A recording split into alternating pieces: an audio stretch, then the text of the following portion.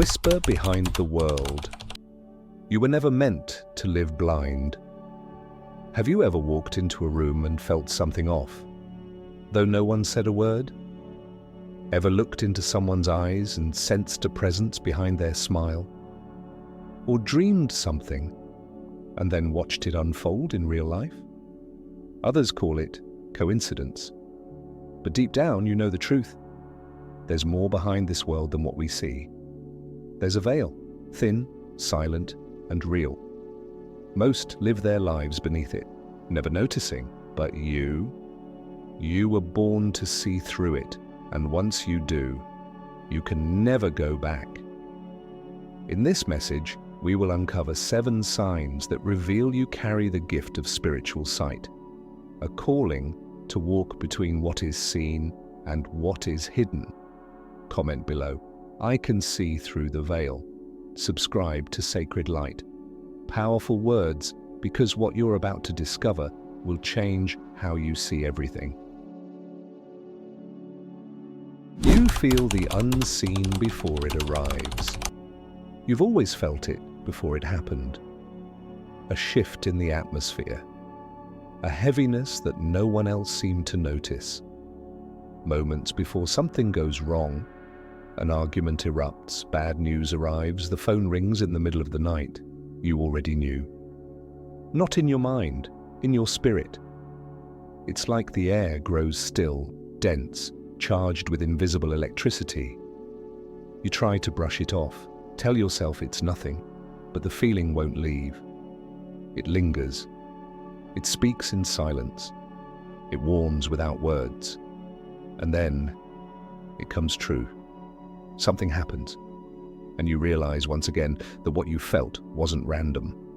It was a whisper from the unseen. This is not anxiety, this is not overthinking, this is sight before sight. While others move through life reacting to what they see, you sense what's coming before it arrives. You walk into places and feel the residue of what's been there: joy, grief, rage, or something darker.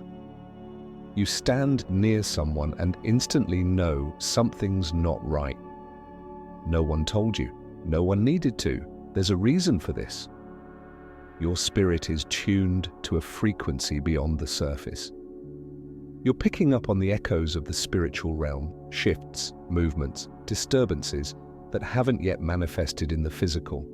The veil is thin where you walk, and whether you realize it or not, you were born to feel what others can't. This is the first sign. You perceive the invisible before it becomes visible. You feel the battle before it erupts. You sense the breakthrough before the door opens. You know the danger before it reveals its face. When the Spirit of truth comes, he will guide you into all truth, and he will show you things to come. John 16:13. This isn't imagination, it's preparation. The Holy Spirit is stirring you, warning you, calling you to attention, because not everyone is meant to live unaware. Some are chosen to be watchers, those who perceive the tremors in the unseen and stand as silent guardians before the storm.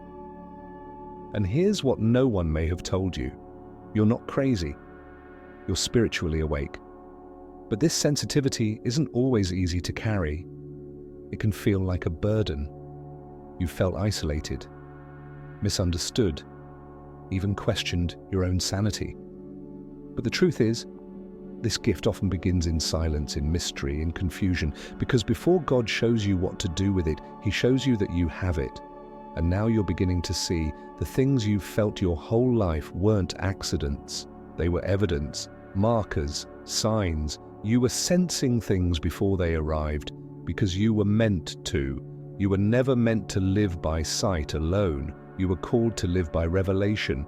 And when the veil begins to shift, when something stirs behind it, so the next time your spirit grows still, the next time your chest tightens without cause, the next time a thought comes that wasn't yours but burns with urgency, don't ignore it, lean in, because the first sign has been confirmed. You feel the unseen before it arrives. You see truth behind faces. They smile. They speak well. They may even quote scripture. But you see something else, something behind the eyes. A flicker too fast to catch. A shadow behind the charm. An uneasiness that only your spirit can name. You've felt it more times than you can count. Standing among friends, in a church service, on a video call. Everything seems right on the outside, and yet, deep inside, you know something's off. The words don't match the presence. The light feels artificial. There's a mask in the room, and your soul feels it slipping. Others are drawn in. They praise, they follow, they trust. But you feel the resistance rising inside your chest. The still, quiet voice whispering, "This is not what it seems." That voice has been with you since you were young. Long before you understood what discernment meant, you felt it stirring. You didn't know why you couldn't fully trust certain people. You didn't know why being in certain places made your skin crawl, even when the atmosphere looked holy. But now you do. This is not suspicion. It's not judgment. It's sight. And it's the second sign that you can see through the veil of reality. You see the truth behind faces. Not everyone can. Most are conditioned to look at the surface. They believe what's presented, but not you. You were marked to perceive what lies beneath, what is hidden in smiles, cloaked in eloquence, dressed in robes of righteousness, yet dark at the core. Even Satan disguises himself as an angel of light. 2 Corinthians 11:14. The first time you realized this gift was real, it may have startled you. You felt something dark in someone everyone else adored. You tried to brush it off. You told yourself it was just a feeling, but then the truth came out. And you remembered. You knew. You always knew. This kind of sight is not easy to carry. It isolates you. It makes people uncomfortable. Sometimes even you wish you didn't see so much. Because the truth isn't always beautiful. And once you've seen it, you can't unsee it. But understand this, God gave you this gift for a reason, to protect, to warn, to stand between the innocent and the deceiver, to expose what hides behind holy words. You don't just read faces, you read spirits. That's why you feel tension around some people for no logical reason. Why your peace suddenly vanishes in certain places. Why someone's voice or eyes makes your spirit recoil. Even if everyone else is clapping, it's not in your mind, it's not insecurity, it's revelation, and the veil is thinner for you. Nothing in all creation is hidden from God's sight. Hebrews 4:13. This is not just a sensitivity, it's a weapon, a spiritual X-ray that reveals the truth before the lie can take root. It's why some people avoid you without explanation. They don't fear you, they fear what's inside you, because what's in you recognizes what's in them. You've tried to stay silent, tried to play along, tried to give people a chance, but every time you ignored that whisper, you paid a price. Now you know better. Now you listen. Because you weren't born to be naive, you weren't created to blend in, you were called to see, and to see clearly. This is the second sign, and if it resonates, if it confirms what you've quietly known all along, then don't doubt yourself anymore. You see what others don't. And you were never meant to apologize for that. You see the truth behind faces, and it's time to embrace the gift fully. Your dreams are not just dreams. You've always known your dreams were different. They don't fade when you wake up. They burn. They cling to your skin like smoke, like scent, like memory from another life. Sometimes they're beautiful. Other times they leave you breathless, shaking, because deep down you know that wasn't just a dream. While others laugh off their sleeping thoughts, you lie in silence, haunted by what you saw, by what you felt, by what you still don't fully understand. Because in the stillness of night, when the noise of the world dies down and your soul is exposed, something crosses through the veil, and it speaks to you. You've dreamt things before they happened, seen faces you hadn't yet met, heard names you didn't know until they suddenly appeared in waking life. Coincidence? Number. It was a signal. This is the third sign. Your dreams are not just dreams. They are revelations in disguise. In a dream, in a vision of the night, when deep sleep falls on people, he opens their ears. Job 33:15. Sometimes your dreams come like stories. Other times they come like storms, battles, chases, winds, warfare without words. You've woken up exhausted, not from fear, but from fighting, because while your body slept, your spirit did not. Your bed became a battlefield, and your mind a map the heavens walked upon. God has spoken to you in the secret hours, yes, but so has the enemy. You've sensed it. The shift in the air, the weight in the room, the nightmares that felt too real. You're not broken, you're not too sensitive. You are spiritually awake. And in your sleep, you're being trained. Your dreams are not random. They are blueprints, symbols, instructions, sometimes even assignments. You've felt the urge to write them down, haven't you? To revisit them days later, only to realize they carried truth you couldn't see at first. God speaks once, even twice, yet no one perceives it. Job 33:14. But you are beginning to perceive it, to connect the signs, to remember the warnings, and most of all to realize you were never just a dreamer, you were chosen to be a receiver. The veil thins in the night, and when it does, you're listening. This is the third sign. And if your heart burns while reading this, if you feel like your dreams have been calling out for meaning, it's because heaven has been speaking longer than you realized. Now it's your turn to answer. You attract the broken and the darkness. There's something about you. People feel it before they understand it. They sit beside you for just a moment and suddenly open their hearts, sharing secrets they swore they'd never speak. Strangers tell you things they haven't told their closest friends. And then they say it, almost every time. I don't know why I'm telling you this, but you know.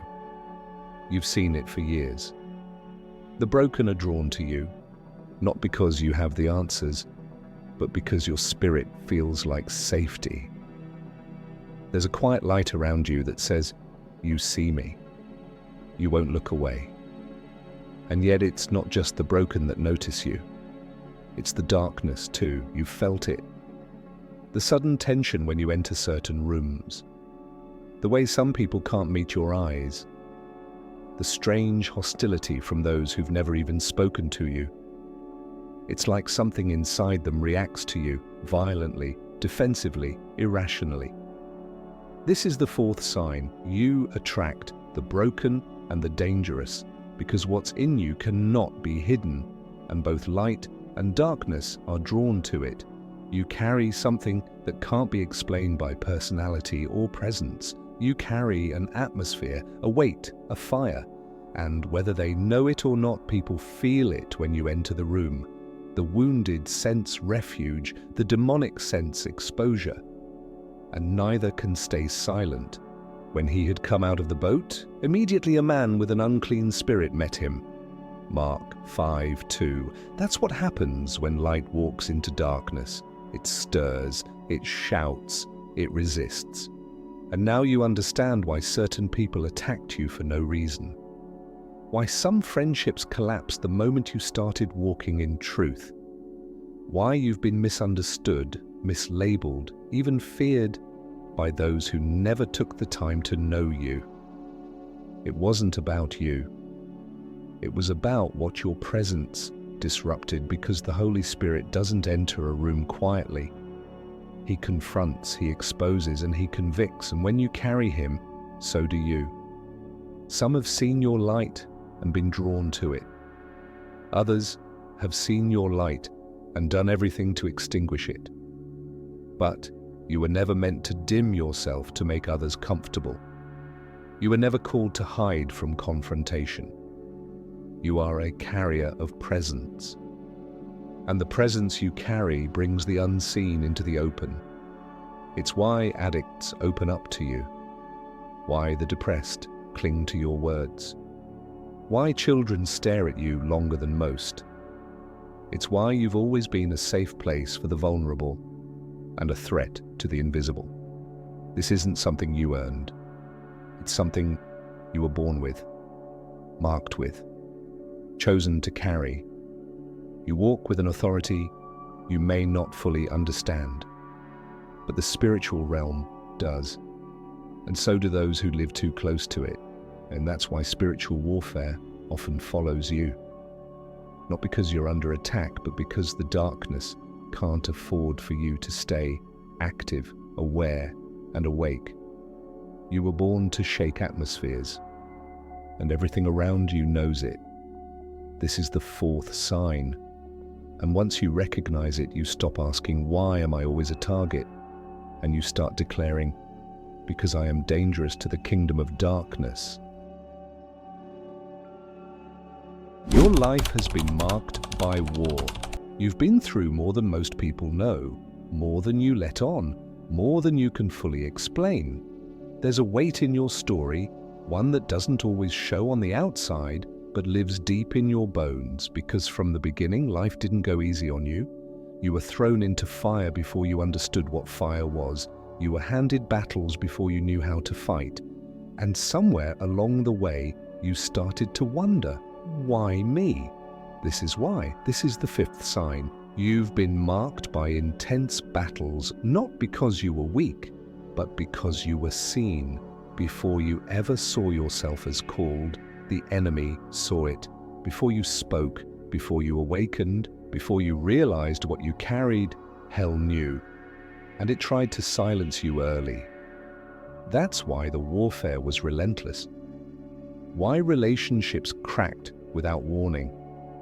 Why anxiety hung over you like a shadow that wouldn't lift. Why darkness tried to convince you again and again that you were broken beyond repair. Because you're not just anyone. You carry something eternal. And eternity always draws opposition. The thief comes only to steal and kill and destroy.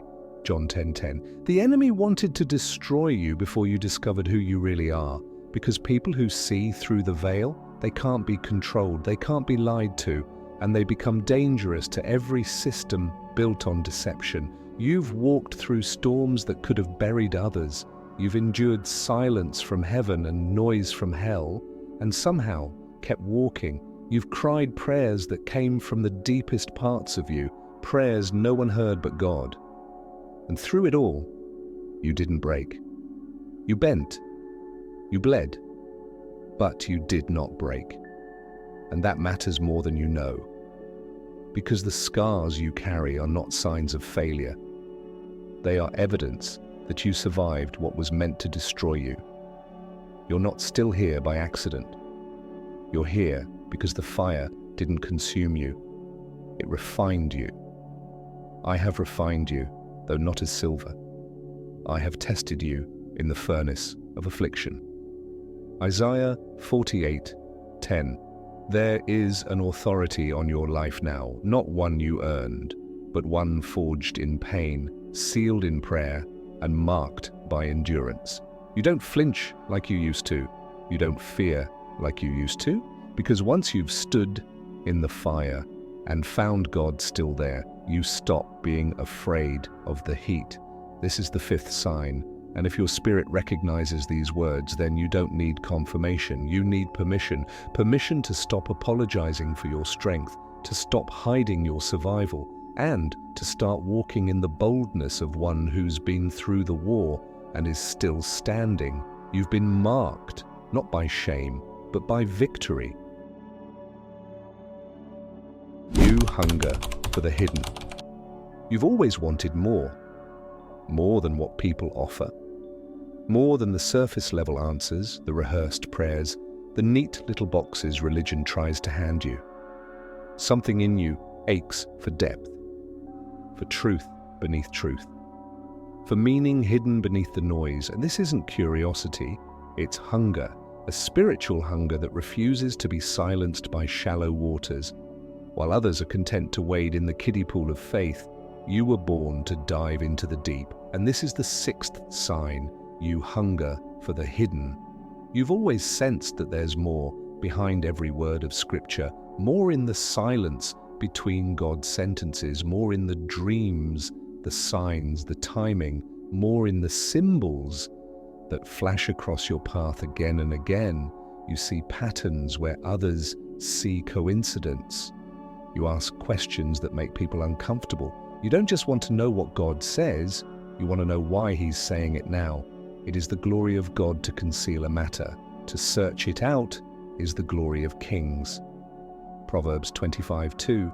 This verse has followed you because you were never meant to be spoon-fed revelation.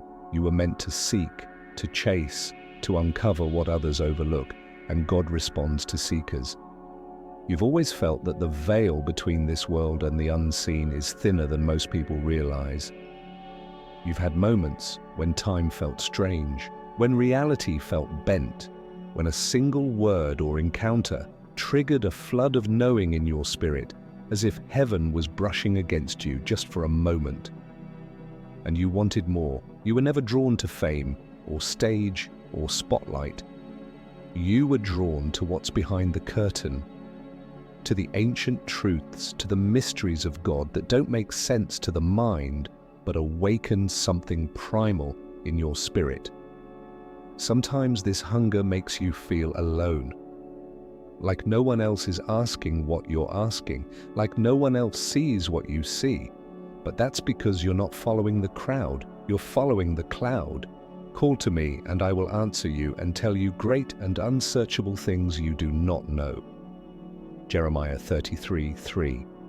That verse wasn't a promise to the passive. It was a summons for those who are willing to wrestle with wonder, to sit in mystery, to let questions refine their faith instead of destroy it. You don't need everything explained, you just need to know God is speaking and that the invitation is still open, because what you're looking for is looking for you. This is the sixth sign.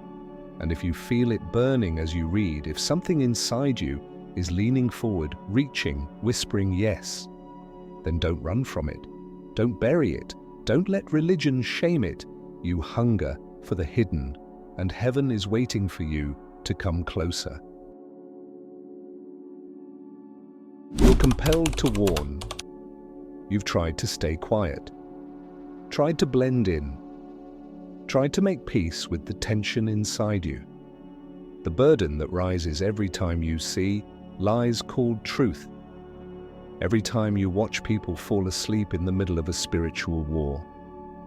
Every time your spirit stirs and your mouth stays shut. But the longer you stay silent, the heavier it gets. This is not guilt.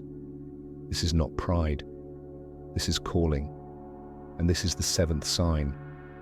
You've been called to warn. You've known it for a while now. You can hear things beneath the surface, see deception before it matures, feel shifts in the spirit before anyone else notices. You see where the church is compromising.